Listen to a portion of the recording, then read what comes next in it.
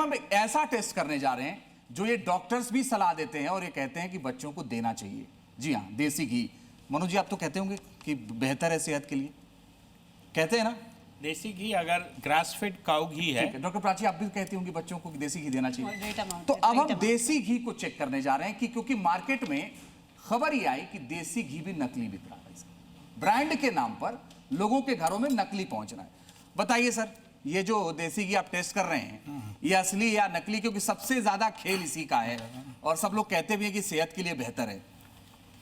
तो बताइए अब ये असली है या नकली है? अभी हम इसको टेस्ट करने जा रहे हैं। तब तक डॉक्टर प्राची जी, मैं आपसे ही समझना चाहता हूँ, अगर नकली घी बच्चे खा रहे हैं तो फिर इसका नुकसान क्या है? अगेन, जैसे मैंने पहले भी मेंशन किया था, ऑलमोस्ट हर ऑर्गन पे, हर सिस्टम, डेवलपिंग सिस्टम पे इसका इफेक्ट है और लॉन्ग टर्म इफेक्ट्स भी हैं। तो जैसे पहले मैंने बताया था कि ब्रेन पे है, गट पे है, साथ साथ लिवर और किडनी ये भी डैमेज हो जाते हैं लॉन्ग रन में हमारे। प्लस इनमें कुछ कार्सिनोजेनिक यानी कि कैंसर कॉजिंग एजेंट्स होते हैं जो आगे जाकर कैंसर भी कॉज कर सकते हैं।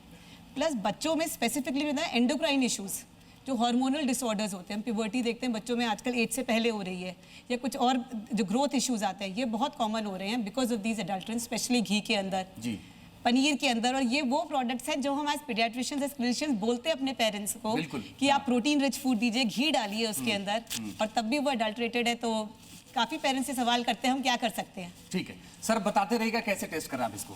अभी हमने सैंपल लिया है, इसमें थोड़ा सा ये मेल्ट हो जाए, फिर इसका भी हम एक बाउडिंग टेस्ट करेंगे। जैसे घी वगैरह में जो वनस्पति ऑयल वगैरह मिला देते हैं, उसमें सोयाबीन ऑयल मिला देते हैं, उसमें जो उसका कॉस्ट जो चीपर क्वालिटी के लिए है, जो अगर उसमें ऐड कर देंगे तो उनकी कॉस्ट थोड़ी सी प्रॉफिट गेन करने के लिए वो उसमें मिलाते हैं। तो अगर इसमें वनस्पति ऑयल वगैरह मिला है या नहीं मिला है, अभी उसका हम लोग बाउडिंग टेस्ट करेंगे। जैसे ये सैंपल लिया है, इसमें मिलाना, अभी हम इसमें HCl मिलाएंगे। जी, ये हमारा HCl है, हाइड्रोक्लोरिक एसिड है जी।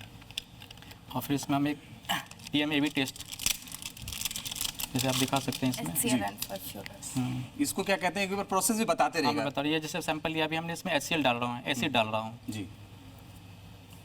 एसिड डालेंगे इसमें और फॉर्फ्यूरल डालेंगे इसमें जी। ये एसिड है? एसिड है, हाइड्रोक्लोरिक एसिड है, HCl। ओके, हाँ। ये क्या बताता है? अब इसमें हम एक और केमिकल डालेंगे। वेजिटेबल ऑयल का प्रेजेंस बताएगा सर ओके। कि इसमें वेजिटेबल ऑयल प्रेजेंट है या नहीं है। ये अच्छा टेस्ट है वैसे। जी हाँ, घी के लिए। आप एक बार फिर से इसको क्या डालते हैं, कौन सा केमिकल? फॉर्फ्यूरल सॉल्यूशन है जी, रिएजेंट है। कलर से ही मैचिंग करा करके देखेंगे, और उसमें ऐड किया जाता है ताकि उसको कॉस्ट को सस्ता करने के लिए। जैसे कि अब कॉस्टली चीपर क्वालिटी में मिलते हैं वनस्पति ऑयल वगैरह। मार्केट में जो रिफाइंड ऑयल है वो सस्ते दाम पे है, पर घी बहुत महंगा है, तो इसलिए इसका एडल्ट्रेशन किया जाता है ताकि इसका वेट। नीचे से दिखाना इसका कलर जी, इसको ऊपर अभी कलर चेंज होगा।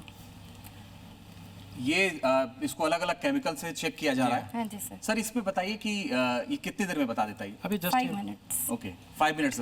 तो मैं तब तक सवाल भी ले लेता हूँ। डॉक्टर जी, मैं एक बात जानना चाहता हूँ, आप लोग भी सुनती होंगी कि मार्केट में नकली घी आ रहा है, नकली घी पहुँच रहा है।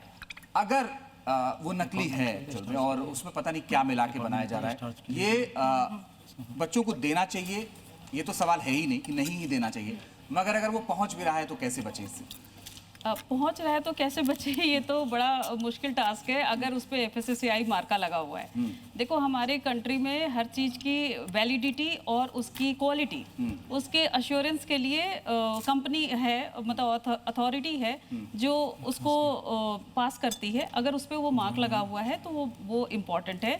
मगर ये पहुंच गया किसी भी तरह से, चाहे गलत मार्किंग करके या जैसे भी लोग नकली चीज़ें बना लेते हैं, तो किस तरह से हमारे देश के बच्चों को नुकसान पहुंचा सकता है। देखिए, कई बार हमारे देश में बच्चे एलर्जिक होते हैं किसी पर्टिकुलर फूड आइटम से, चाहे वो मूंगफली का तेल हो, चाहे सोयाबीन का तेल हो।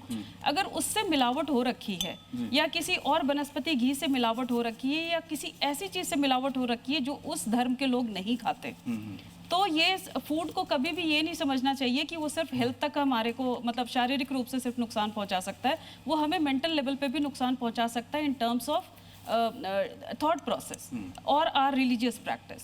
तो बीमारी तो एक बात है, पर जो एक मानसिक संतुष्टि मिलती है खाने से, हम उससे भी बच्चों को सेपरेट कर रहे हैं नकली चीज़ें बेचकर।